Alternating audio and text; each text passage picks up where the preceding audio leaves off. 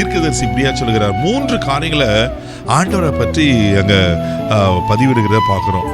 முதலாவது சொல்லப்பட்டது கர்த்தர் நல்லவர். அல்லேலூயா. அவர் யாருங்க? அவர் ரொம்ப ரொம்ப நல்லவர். நல்லவர் இல்ல, ரொம்ப ரொம்ப நல்லவர். ஆமென். 2வது இக்கட்டு நாளில் அரணான கோட்டையா. கஷ்டம் வருகிற சமயத்துல, நெருக்கம் வருகிற சமயத்துல, ஒரு நெருக்கம் ஒரு இக்கட்டான சூழ்நிலை அரணான கோட்டையை வந்து பாதுகாக்கிறார். 3வது சொல்லப்பட்டிருக்கு தம்மை நம்புகிறவர்களை அறிந்திருக்கிறார். அல்லேலூயா. இன்னைக்கு கர்த்தர் நம்ம கொடுக்கிற வார்த்தை அவர் நல்லவர்.